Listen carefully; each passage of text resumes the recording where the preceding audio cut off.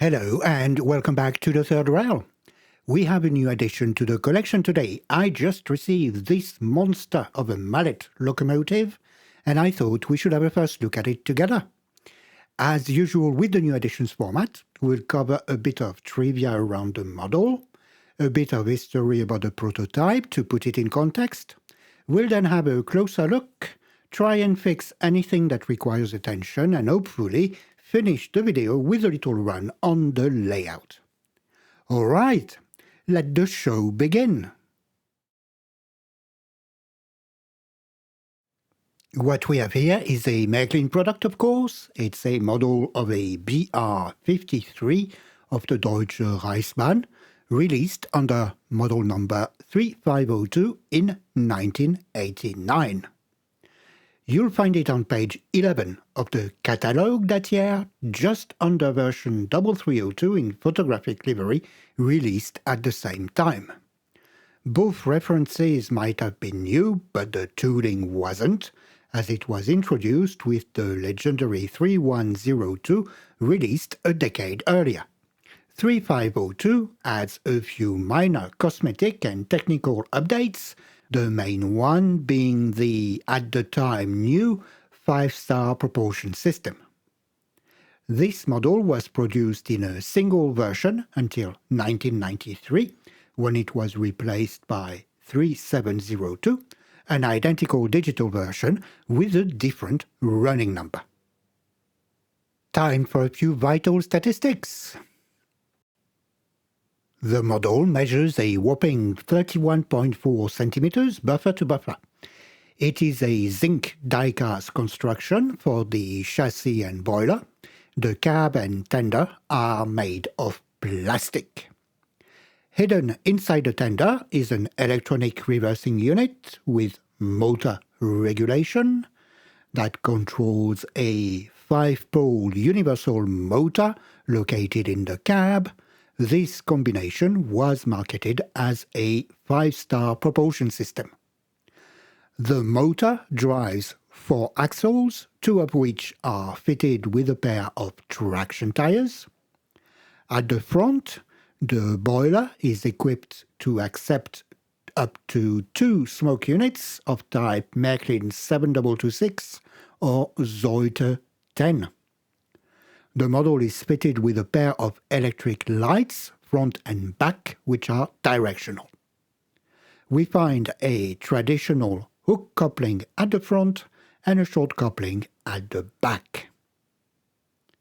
Okay, let's talk about the prototype. The BR53 or Class 53 was a Borsig war locomotive design meant for use in Russia. The company produced this design in response to a request sent to locomotive manufacturers in late 1943. This doesn't seem to make much sense given the progress of the war. The technical requirements included the ability to hold 1,700 tons of freight on a 0.8% incline, which was 500 tons more than a BR44 was capable of at the time. It is unclear how far beyond the drawing board Borsig went, with one source maintaining that work on one prototype had begun. The end result is the same. The class was never built, and all efforts were abandoned after the bombing of the Borsig factory in Berlin in 1943 or 1944. The project became a mere anecdote circulating in railway circles, and all documentation was long thought to have been destroyed. The story goes that Märklin got its hands on the plans by accident during a visit at the Deutsche Bundesbahn archives in the 1970s. This model was a bit of a throw of the dice for Märklin. It was designed at a time the industry was just coming out of recession.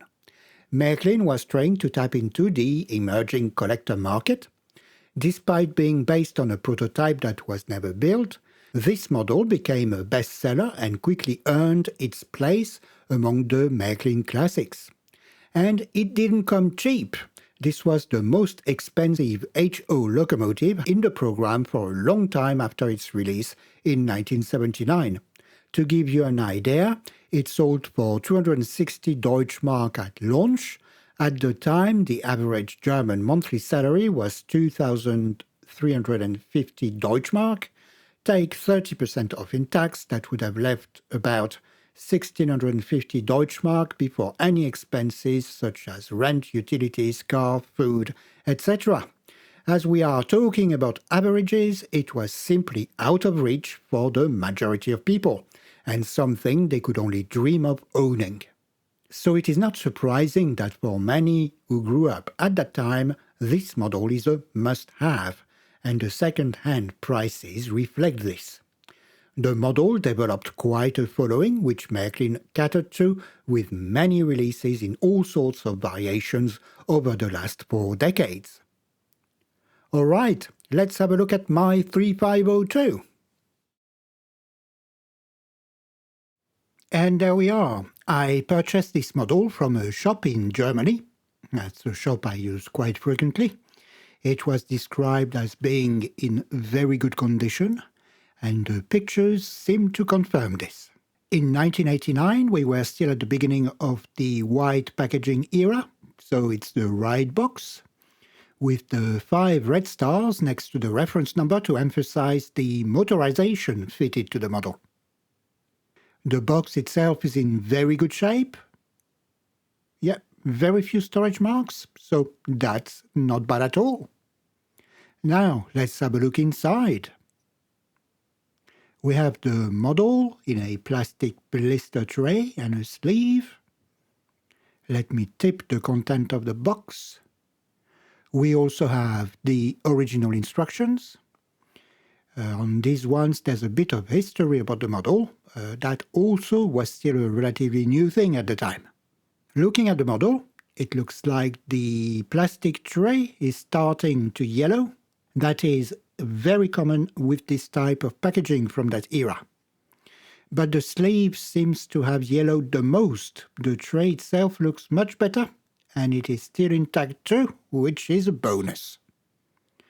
Okay, let me put the model on a presentation rail so we can have a closer look. Well, the model already looks very good. If you know the original 3102, you'll be in familiar territory. Cosmetically, the models are virtually identical. On this version, the paint is a matte shade of black, I think. The wheels are blackened, and we have a short coupling at the back. Everything else looks the same. Let's have a closer look, and we'll start at the tender. It is based on a simplified war-tub tender, but of a higher capacity with an additional axle to accommodate the extra load. The cab looks fine. The windows are transparent and not yellowed. The running number and inscriptions are all pretty crisp. It's quite funny that Märklin chose to allocate the model to the Stuttgart Reichsbahn direction. Now, the pièce de résistance, the long boiler and the Mallet wheel arrangement. It is a usual German locomotive boiler design of the time, just a bit longer. We've got quite a few details on show, but not too many. It's a war locomotive. And it's no different from the 3102, I think. And we have no scratches or any damage inside so far. Now let's move to the front. We have 2 flexible ducts to feed the cylinders driving the valve gear at the back. Next up, the face. The wind deflectors look straight. The light lenses on the lantern are intact. No damage whatsoever. Very nice. And the good story continues on the other side. The paint is in good shape, and all the applied details are intact. That's all good. The tender on that side is also in a good condition. everything's there. And we are back where we started. Okay, let's have a quick look from above. Here everything looks fine. The paint on the chimneys looks intact too. It gets knocked or damaged quite often. So that's great. Now the chassis. The model has obviously seen some track. The wheels definitely need a clean, but it is all there. Okay, so far so good. Right, let's see if this model behaves as good as it looks. Let's move to the layout.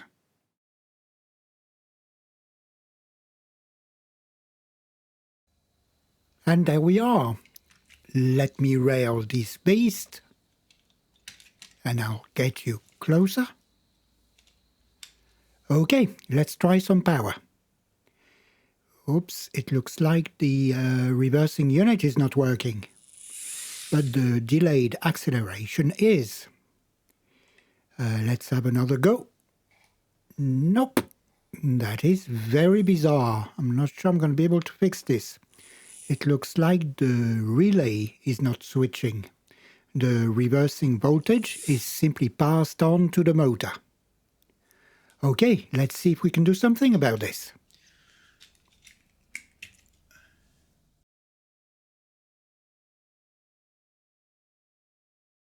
So I'll start with a quick inspection of the chassis.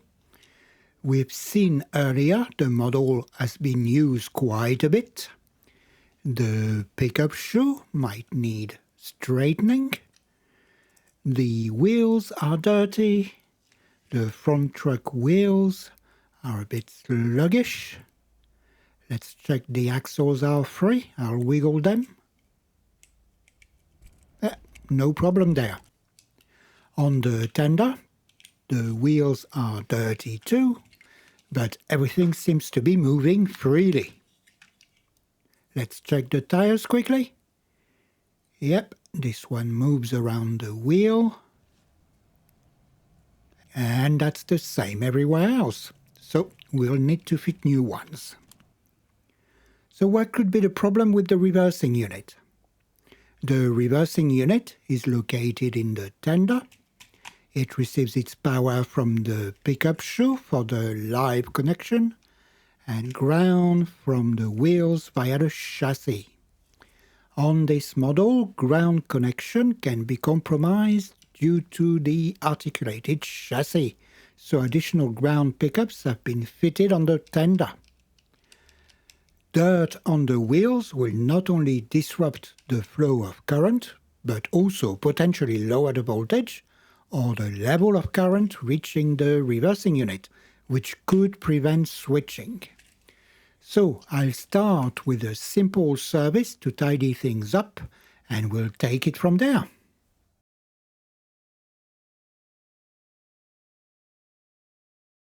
So it's time for some tools. The body of the locomotive is held to the chassis by 3 screws. The first one is hidden under a dome. It simply lifts up. No tools needed. The other screws are located under the front truck. So I'll first take it off, remove the coupling arm, and then loosen the screws. And after that, the body simply lifts off. How nice is it with Märklin engines? Right, let's start with the motor. I'll take the brushes off. They still have plenty of life in them, that's good. Let's open the motor. We find a 5-pole armature, that's how it should be. It doesn't look too bad. We'll give it and the inside of the motor compartment a good wipe. Then I'll lubricate the armature and put the motor back together. Let's do a quick test. We are moving, but still not reversing. Okay, let's take care of the wheels. I have given the wheels on the locomotive a light pass with the track rubber to remove dirt and oxides, and I'm going to pay particular attention to the tender. So I'll start by removing dirt from the wheels, again with the light pass of the track rubber. Okay, and I'm also going to polish them, and I am going to remove corrosion from the axles to improve conductivity and clean the pickups on the bogie. One moment, please.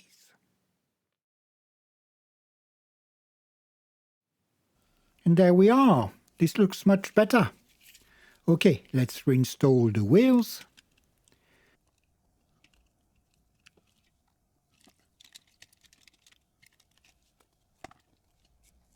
And we can do another test.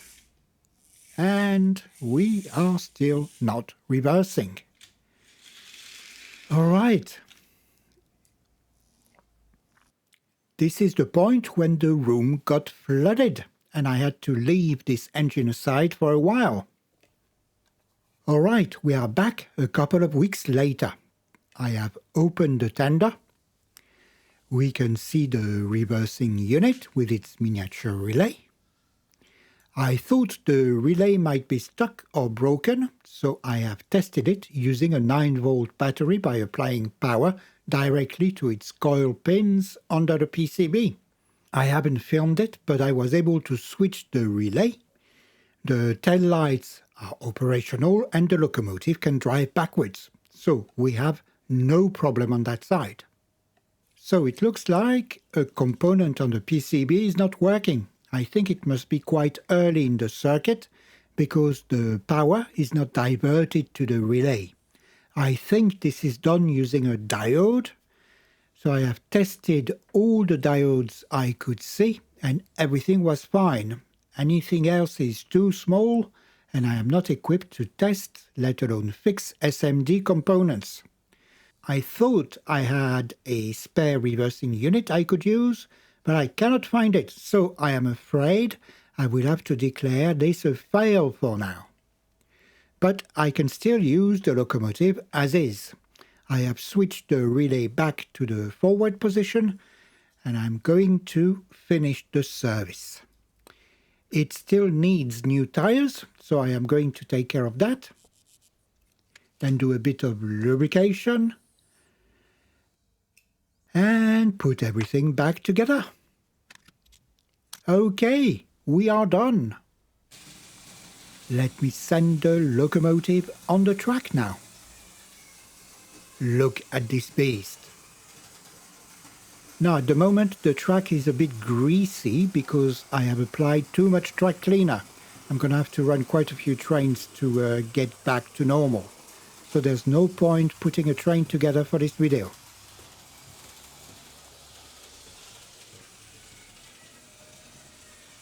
But we can see the locomotive is moving well.